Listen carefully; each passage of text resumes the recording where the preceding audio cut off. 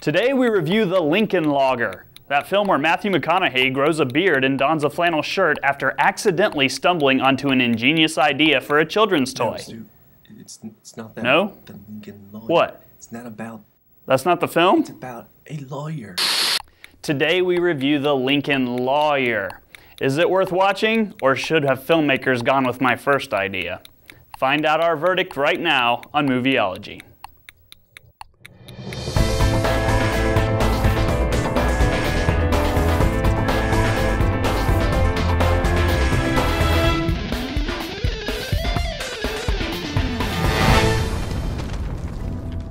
Movieology is brought to you by American Vision. For the month of April, we are doing a new contest. Name all the still frames you see presented in Movieology's opening title sequence in the correct order and send it in an email to info@movieology.tv with the subject line, April Movieology Contest. The correct entries received between now and April 30th will be entered into a drawing to win a $30 gift certificate to American Vision's online store. American Vision has a plethora of phenomenal worldview resources available at AmericanVision.com. Welcome to Movieology, your ticket to engaging the spectacular world of film from the bedrock of biblical truth. I'm your host, Stuart Adams. Be sure to check out Movieology on our website, movieology.tv, subscribe to the show on YouTube, like us on Facebook, and follow us on Twitter. And yes, you can do all that completely free of charge. Now for a viewer question. On YouTube, Benjamin Wirtz asked, could you guys review some older movies? Even if they've been out for a while, there could still be relevance. That would be interesting to see. Thanks for the question, Benjamin. We would absolutely love to do some reviews for older films in the future. With our current resources, we are limited to prioritizing our film selections, and at the moment, we are trying to focus on new films in order to help Christians make informed decisions about the films they go see at the theater.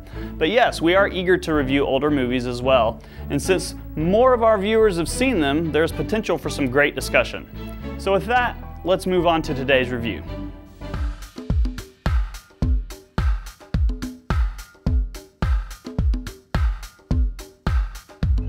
Mick Haller is a smooth-talking Los Angeles criminal defense attorney who operates out of the back of his Lincoln Towncar. Haller has spent most of his career defending garden-variety lowlifes until he lands the case defending Louis Roulet, a Beverly Hills rich boy accused of rape and attempted murder. The seemingly straightforward case suddenly develops into a deadly game of survival for Haller when he learns the truth about his new client and is implicated in the death of his private investigator. Due to attorney-client privilege, Haller is unable to reveal the truth about Roulet, but is still legally obligated to defend him in court. The Lincoln Lawyer stars Matthew McConaughey, Marissa Tomei, Ryan Felipe, William H. Macy, and Josh Lucas. It was directed by Brad Furman and is based on the novel by Michael Connelly. Overall, The Lincoln Lawyer is a very well-made film. The writing and performances are spot on, with McConaughey really owning his role in both an entertaining and believable way.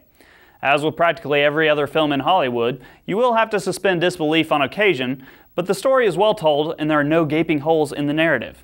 The character of Mick Haller is consistently interesting, as he uses his influence, money, and wit to create situations that are beneficial to him, his clients, and their cases. The twist that makes this film different from other courtroom movies such as A Few Good Men and A Time to Kill is that Haller must defend a man he knows to be guilty. Now, I'm no lawyer, so I'm not sure how this would hold up in the real world, but in the film, the protagonist finds himself between a rock and a hard place. On the one hand, he is required to maintain confidentiality about the crime his client has secretly admitted to committing.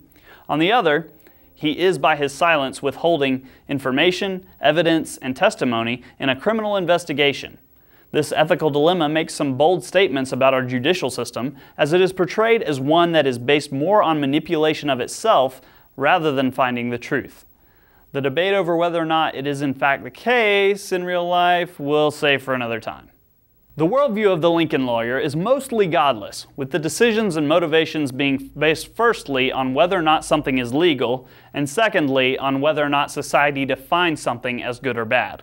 Elements of the story such as prostitution, beating women, murder, and lying under oath are all considered bad things, but only because the law is the basis for morality. At the same time, things like drunkenness, divorce, extramarital relations, bribery, and even a subtle nod to homosexuality are things that are present but never condemned. This is a classic example of American secularism, where society collectively defines what is and is not acceptable, rather than letting absolute truth do the defining. Although subtle, the message of having friends in low places does come through as Haller accepts money from a biker gang in return for defending their incarcerated members in court. The overall theme of the movie runs along this vein, as it makes the argument that even the most hardened criminal is deserving of a fair trial, and, to borrow terminology from 1 John 2, to have an advocate to defend them.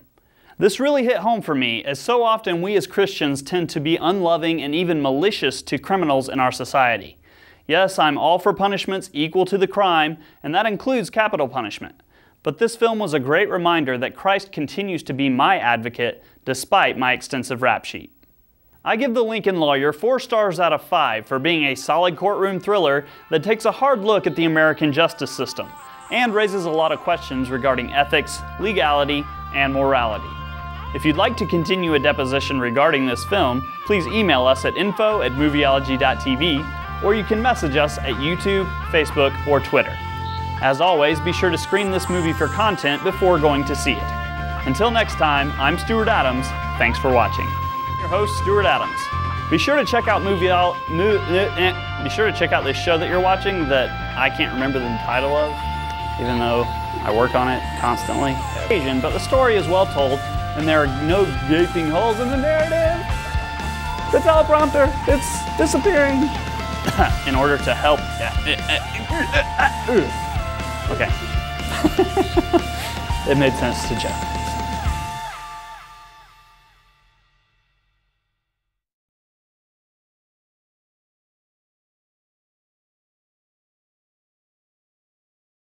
Our eye motion here.